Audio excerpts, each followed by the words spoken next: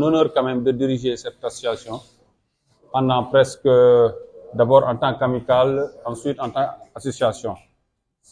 Je tiens à remercier tous les membres de Basket Plus, comme j'ai eu à dire à l'entame de mon propos, de les remercier ci confiance bi ngeen am ci man, mais aussi di leen baalu ak ci sonal bi ma leen sonal.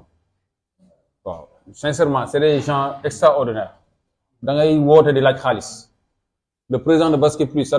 doit être un président très modeste boo ko nekkul doo dem. Il faut mettre les égos de côté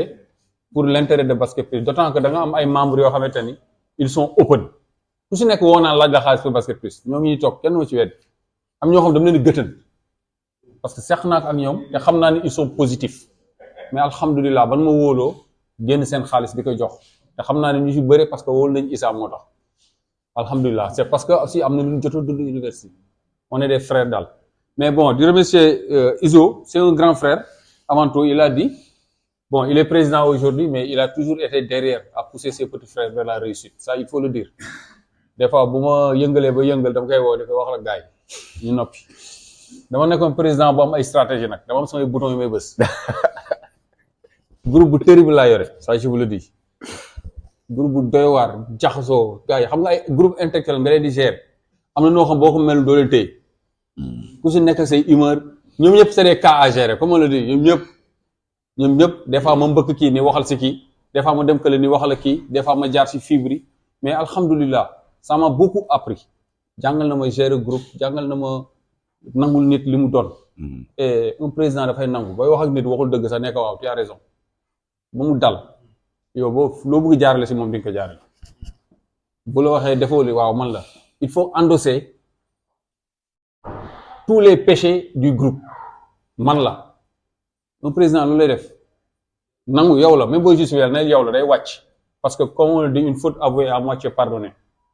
te bon xamante nañu dañ nekk association bu xaw a wuteeg yeneen association yi am nañ vécu parce que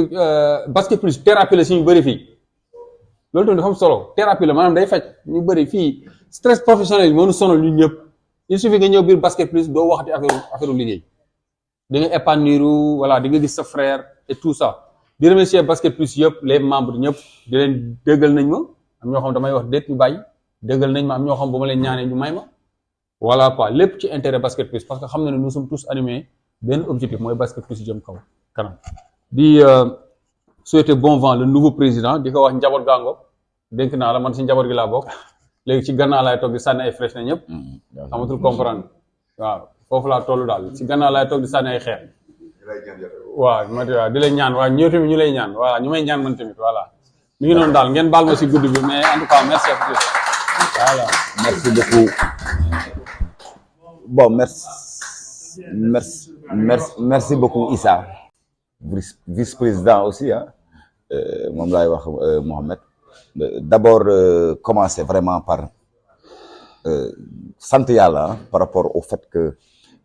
ce qui nous réunit quand même c'est au-delà de Basket Plus comme je l'ai dit tout à l'heure c'est quand même une famille c'est une amitié qui date de plus de 20 ans pour certains d'entre nous quoi donc et je ne pense pas que les enjeux de ceux qui nous appellent peuvent avoir un impact quelconque par rapport en tout cas véritablement ce qui nous attend. Je voudrais également rassurer Issa et Mohamed pour leur dire tout simplement que pour moi Issa il reste un éternel président pourquoi parce que en fait il a été le pionnier de cette affaire-là et moi je ne le remercierai jamais assez lorsque il y a quelques années lui et Ousmane Niang nous ont appelé tout simplement pour nous dire que bon voilà on a décidé de se réunir parce que c'est grâce à eux aujourd'hui si on est là c'est grâce à eux aujourd'hui qu'on est là bon Mohamed également voilà il n'est pas en restant tous les autres Ndeye Marie Ndoure Mayoro vraiment voilà nos remerciements à tout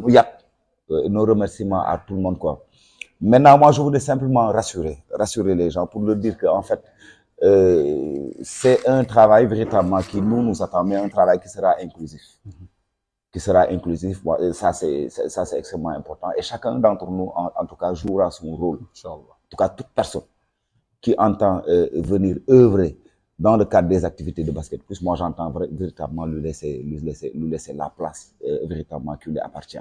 bon il est évident maintenant qu'aucune œuvre humaine elle n'est parfaite l'imperfection ça commence peut-être par moi-même vous voyez un peu ce que je veux dire bon Peut-être que les gens peuvent des fois s'énerver, il peut y avoir des fois de la tension, ainsi de suite, mais il n'y a absolument aucune rancœur dans le cœur des uns et des autres. Ça, véritablement, moi, je peux le témoigner. Parce que chacun d'entre vous, j'ai des relations particulières avec chacun d'entre vous. Bon, pour le reste, maintenant,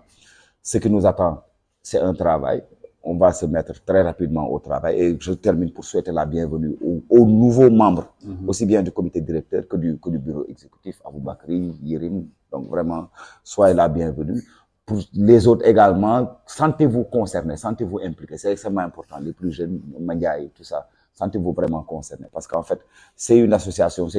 qui n'appartient à personne. Je vais terminer par emprunter à mon jeune frère Serine Mor Diara, son expression. L'autre jour, il